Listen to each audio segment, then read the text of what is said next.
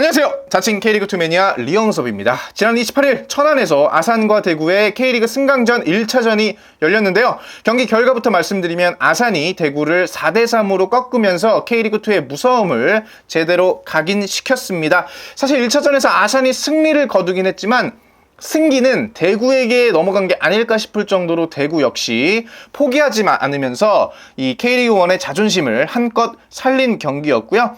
간단하게 1차전을 제 나름의 방식대로 리뷰를 해보자면 아산은 K리그2에서 이랜드 전남에 이어서 팀 득점이 3위입니다. 그리고 반면 대구는 팀 득점, 팀 실점 모두 K리그1에서 중하위권으로 할 만큼 썩 좋은 실력은 아닌데요. 아산은 굉장히 공격적인 축구를 하는 반면에 대구는 약간 수비적으로 나서다가 역습으로 펼치는 그런 공격을 펼치고 있고, 특히 이제 세징야 에드가에게 해줘 축구, 그들에게 볼을 그냥 주면서 너네가 알아서 좀 해줘 라는 어떻게 보면 굉장히 단순한 전략을 취하고 있는 팀인데요. 그럼에도 불구하고 세징야 에드가가 또 골을 넣어주면서 어찌어찌 꼴등은 면한 대구입니다. 대구는 K리그1에서 못했기 때문에 승강전에 왔고요. 아산은 K리그2에서 잘했기 때문에 승강전에 온 겁니다. 이 양 팀이 상당히 불꽃 튀는 경기를 했는데 의외로 대구가 꽤 좋은 모습을 보여줬습니다. 대구가 최근 5경기에서 2무 3패, 심지어 5득점, 10실점을 했습니다. 그러니까 실점이 굉장히 많은데 특히 마지막 2경기, 전북과 인천 경기에서는 각각 3골을 먹히면서 최악으로 시즌을 마무리했거든요. 자, 그럼에도 불구하고 대구가 꽤 좋은 경기를 펼쳤다라고 할 수 있지만 또 그 내막을 보면 상당히 실망스러운 부분도 많았습니다. 특히 이 수비의 문제가 대단히 심각했는데 경기를 보기 전에도 데이터만 봐도 수비가 굉장히 문제가 있습니다. 근데 실제 경기를 보니까 문제가 아니야. 이거는 그냥 완전 허접해. K리그1이 아니라 K리그2에 와도 이 정도 수비력이면 이거는 거의 뭐 하위권이라고 볼 수 있을 정도로 상당히 수비가 개판인데요. 물론 아산이 잘했습니다. 잘했기 때문에 4골이나 뽑아 넣고 1차전에서 아산은 빠른 기동력과 이 원터치 패스로 정말 간결한 패스 플레이로 대구의 수비를 무너뜨리면서 또 기회가 왔을 때 그거를 또 놓치지 않고 잡는 정말 집중력 높은 플레이를 보여줬고요. 이 4골을 넣었다는 거는 아산에게 또 그렇게 특별한 일은 아닙니다. 왜냐면은 K리그2에서도 공격력 하면 알아주는 게 바로 아산이었고 1차전에서 아산이 골 넣는 패턴을 좀 보면 첫 번째 골은 역시 대구가 공격을 하다가 아산 진영에서 패스미스 한 게 그대로 아산의 역습으로 이어졌고요. 아산이 패스 한 번으로 왼쪽으로 크게 벌려줬고요. 이 빠르게 역습을 한단 말입니다. 근데 이때 대구의 수비가 4명이고 아산의 공격이 3명입니다. 대구가 수적 우세임에도 불구하고 대구의 고명석 선수가 이 주닝요 선수를 왼쪽에서 중앙으로 따라가는 주닝요를 그대로 마크합니다. 근데 문제는 왼쪽을 그대로 비워두면서 그 틈으로 패스를 받은 박대훈 선수가 골을 성공시키는데요. 그러니까 수비가 더 많았음에도 불구하고 주닝요라는 그런 위협적인 선수의 시선이 꽂히면서 정작 박대훈을 놓치는 치명적인 수비 실수를 범했고, 두 번째 골은 역시 코너킥 상황에서 나왔는데 역시 주닝요 선수를 이 장성원 선수가 굉장히 밀착 마크했거든요. 근데 아산의 독특한 세트 플레이에 잠깐 한눈을 팔아버린 사이에 주닝요 선수를 놓쳤고 주닝요 선수가 뒤로 그대로 빠지면서 공을 받아서 그대로 또 성공을 시킵니다. 세 번째 역시 대구가 공격에 실패하고 그대로 아산의 역습이 이어지고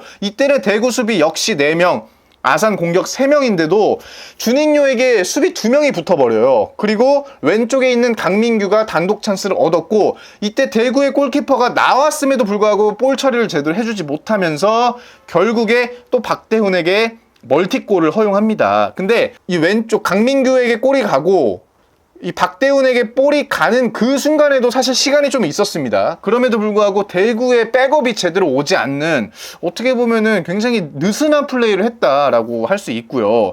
네 번째 골은 데니손이 너무 잘 찼기 때문에 이거는 뭐 대구로서도 딱히 할 말이 없고, 아산이 전반전에만 이제 3골을 퍼부으면서 자칫하면 굉장히 싱거운 경기가 될 뻔했거든요. 근데 대구가 뒷심을 발휘하면서 게임이 거의 원점으로 돌아갔다 해도 과언이 아닐 정도로 4대3 정말 불꽃 튀는 접전으로 막을 내렸습니다. 아산이 분명히 골을 많이 넣었어요. 공격적인 모습이 굉장히 좋았지만 수비에서 문제가 없었던 건 아닙니다. 특히 대구의 세징야와 에드가 조합은 이게 알면서도 참으로 막기 어려운 조합이거든요. 그리고 이 둘의 조합이 실제로 K리그 1에서도 꽤나 강력하게 발휘가 되고 있고, 아산의 1차전 문제점이라면 이 둘에게 너무 많은 기회를 내줬다 라는 점인데, 대구가 이번 경기에서 슈팅이 17개고요. 유효 슈팅이 무려 13개입니다. 이 중에 세징야가 7개, 에드가가 5개를 때렸습니다. 그러니까 이 두 선수가 사실상 대구의 모든 슈팅을 때렸다고 해도 과언이 아니고요. 또 미드필더 라인에서는 황재원과 장성원이 각각 키패스 4개를 뿌리면서 이 두 선수도 중원에서 너무나 풀어준 거 아닐까 싶습니다. 왜냐면 중원에서 이 둘이 뿌려준 패스가 결국에 아산의 수비를 뒤흔들었고요. 골까지 이어졌다고 할 수 있고, 다만 이제 아산의 그 신송원 골키퍼가 선방을 굉장히 많이 했어요. 이 선수가 없었다면은 원래 아산은 지는 거나 마찬가지였거든요. 그러니까 신송훈의 활약이 굉장히 빛났던 경기였고, 이게 달리 말하면 그만큼 아산은 수비에서의 문제가 있었기 때문에 대구가 많이 기회를 잡은 거고, 반대로 말하면 대구는 그 기회를 다 놓쳤다고 할 수 있는 거죠. 물론 3골을 많이 뽑았음에도 불구하고 더 많은 골을 뽑을 수 있었는데 그걸 다 놓친 거는 분명히 대구로서는 상당히 아쉽다는 겁니다. 대구가 어쨌든 이른 시간에 이 실점을 한 게 독이 되었지만, 수비는 원래 문제였다고 해도 이 공격에서 굉장히 어떻게 보면 골을 많이 넣었지만 또 아쉬운 모습 많이 보여줬어요. 아무리 이제 아산의 신성호 골키퍼가 많이 선방했다 한들 기회를 잡았으면 넣어줘야 되는 게 맞거든요. 이 결정적인 기회를 너무나 많이 놓쳤습니다. 에드가 역시 슈팅 많이 때리고 뭐 헤딩으로 볼 따고 굉장히 좋았지만 또 어떻게 보면 넣어줘야 되는 그 순간에 넣지 못하는 안타까움이 있었고, 물론 골대를 때리는 불운이 있었지만 그래도 한 골 정도는 넣어줬어야 되지 않나라는 생각을 해보고요. 특히 이제 정치인, 이 대구의 정치인 선수가 놓친 것만 2개입니다. 근데 그 놓친 기회가 너무나 단독 찬스였거든요. 그거를 놓쳤다는 거는 이 대구로서는 굉장히 뼈아픈 순간이었다고 할 수 있고, 아산 같은 경우에는 첫 번째 골 실점했을 때 넘어오는 크로스를 그대로 수비수가 놓쳤단 말이죠. 그래서 결국에 헤딩골 먹혔는데, 이 아산의 문제점은 실점을 하고 자꾸 부심을 봐요. 그러면서 손을 들어. 그러니까 골을 먹히고 부심 보면 뭐하냐고. 일단 막아내고 부심을 봐야 되는데, 아산은 예전에 그 수원전에서도 그랬어요. 그러니까 계속 이런 문제점이 있다는 거는 확실히 수비에서의 그런 안일함이 좀 계속해서 나오는 게 아닐까. 그러니까 확실히 이런 것들을 부심을 보지 말고 그냥 골을 막으란 말이야 라는 아쉬움이 있고요.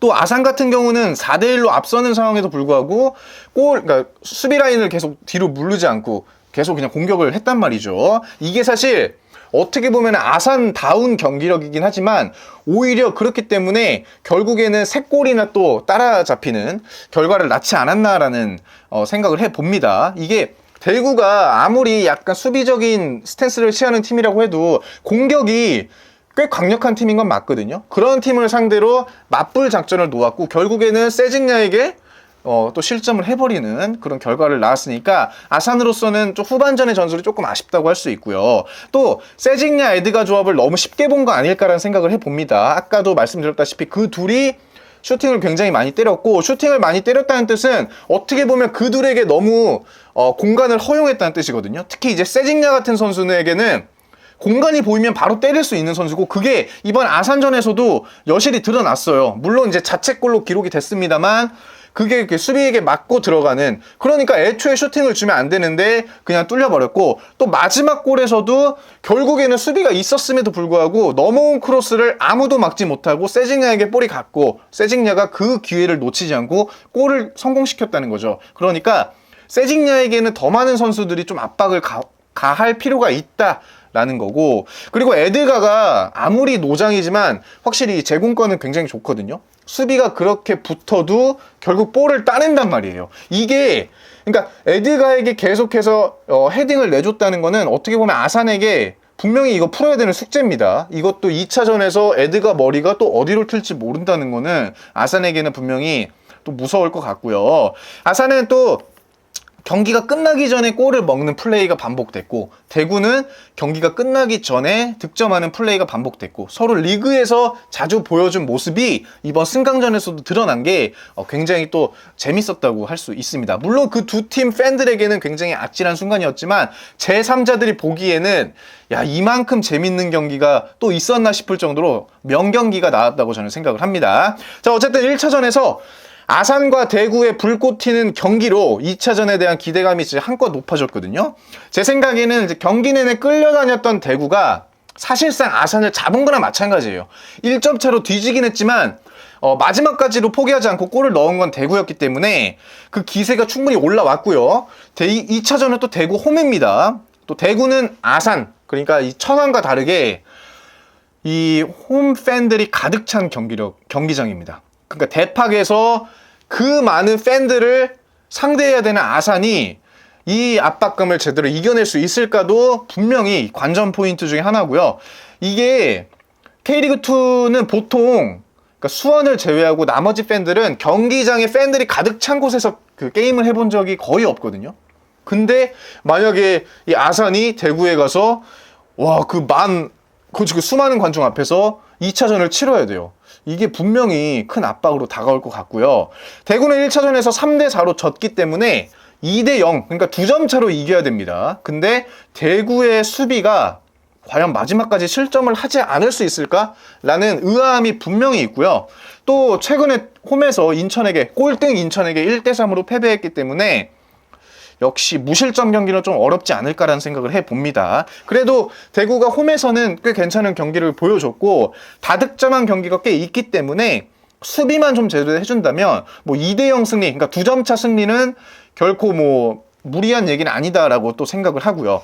1차전에서 아산의 임팩트가 너무 셌기 때문에 대구가 좀 묻힌 감이 있는데 저는 오히려 대구가 역시 K리그1은 K리그1이다라는 그런 느낌을 많이 받았거든요. 점유율도 앞서고 슈팅도 앞서고 패스도 앞서고 전반적으로 대구가 더 좋은 경기력을 펼쳤다고 저는 생각해요. 물론 경기에서 졌기 때문에 할 말은 없습니다만 이 대구의 전술은 결국에는 세징야가 공을 잡으면 뿌려주고 패스를 주거나 슈팅을 때리거나 혹은 에드가의 머리를 향해서 크로스를 올려서 에드가가 헤딩으로 슛을 하든 또 세컨볼을 만들어주든 그 전술밖에 없단 말이에요. 근데 그게 먹혀. 알면서도 막기 어려운 점수가 바로 그 대구의 전술이거든요. 이게 2차전에서도 어떻게 빛을 발할지가 대단히 기대가 됩니다. 그리고 세징야 선수는 역시 세징야다 싶을 정도로 진짜 대구를 위해서 모든 것을 다 하는 선수이기 때문에 아산 입장에서는 2차전에서만큼은 세징야에게 진짜 몇 명을 붙여서라도 꼭 막아야 되지 않을까라는 생각을 해봐요. 다만 세징야를 막는다고 이 대구가 무너지는 건 아니거든요. 아까 말씀드렸다시피 에드가도 있고 또 다른 좋은 선수들이 분명히 제 몫을 해줄 수 있기 때문에 아산 입장에서는 2차전을 어떻게 준비해야 될지 이게 더 이제 골치가 아픈 상황이 아닐까라는 생각을 합니다. 1차전과 마찬가지로 아산 입장에서는 공격적으로 나가버리면 대구도 분명히 시작부터 공격적으로 나설 거거든요. 그러니까 공격과 공격이 만나버리면 결국에는 또 실점할 수밖에 없는 플레이가 나올 거고 그렇다고 수비적으로 나서기에는 90분 내내 대구에게 끌려다녀야 되는데 아산에게는 정말 그 김현석 감독의 전술이 정말 대단히 이제 중요한 시점이 왔다라고 말씀드릴 수 있을 것 같고 대구는 오히려 달라요. 대구는 솔직히 감독의 전술보다도 세징야 에드가가 얼마나 해줄 수 있는가가 중요한 것 같더라고요. 그래서 굉장히 또 재밌는 경기가 나올 것 같습니다. 이게 작년에 부산이 좀 떠오릅니다. 부산 같은 경우도 2위를 했던 부산이 수원FC를 홈에서 2대1로 잡았거든요. 근데 원정에서 또 수원FC에게 대패를 했습니다. 그래서 이번 아산도 어떻게 보면 작년에 부산과 같은 좀 경기가 나오지 않을까 싶어요. 이미 승리를 거두긴 했지만 조금 아쉬운 상태로 어떻게 보면은 기세를 뺏긴 채로 경기가 끝났기 때문에 이 2차전이 아산에게는 더 큰 부담이 될 것 같습니다. 일단 그만큼 승강전 자체가 선수들에게 부담도 많이 되고 이 골도 많이 나오는 경기라 한 치 앞도 알 수 없는 경기라는 것 알 수 있겠습니다. 자, 그러면 이제 아산과 대구의 아산의 경기는 내일 딱 한 경기 남았습니다. 그 경기를 통해서 승격이냐 잔류냐 그러니까 판가름 나겠고요. 아산은 최초로 승격할 수 있을지, 대구는 또다시 K리그2로 돌아올 수 있을지, 자, 기대가 됩니다. 저는 뭐 K리그2 매니아답게 아산을 적극 지지하는 편이고요. 세징야의 플레이를 또 K리그2에서 한번 맛보고 싶습니다. 근데 제 직감적으로는 뭔가 이런 말씀 좀 드리면 그런데 아산이 결국에는 질 것 같아요. 이게 K리그2가 솔직히 K리그1보다 더 경기도 많고 체력적으로 부담이 더 심하거든요. 아무리 휴식을 취했다 한들 시즌 막바지에 가면 체력적으로 부담이 분명히 있고요. 그리고 경험이라는 것도 있어요. 이 대구 같은 경우는 그래도 K리그1에서 굴렀던 짬밥이 있고, 또 더 이런 큰 경기에서 더 또 활약을 할 수 있는 선수들이 분명 더 많거든요. 반면에 아산 같은 경우는 그런 것들이 조금 덜 하기 때문에 2차전이 정말 중요한데, 그러한 부담감이 오히려 아산에게는 또 나름 어떻게 돌아올지 모르겠습니다. 그래서 저는 대구가 아무리 수비가 허접한들 결국에는 공격력으로 이걸 커버하지 않을까. 그래서 대구의 승리를 좀 점쳐보는데, 글쎄요. 그래도 뭐 어떻게 할 수 없는 거니까 양팀 모두 힘내시길 바라겠고요. 다음에는 이랜드와 전북의 리뷰도 한번 해보도록 하겠습니다. 영상 시청 감사합니다.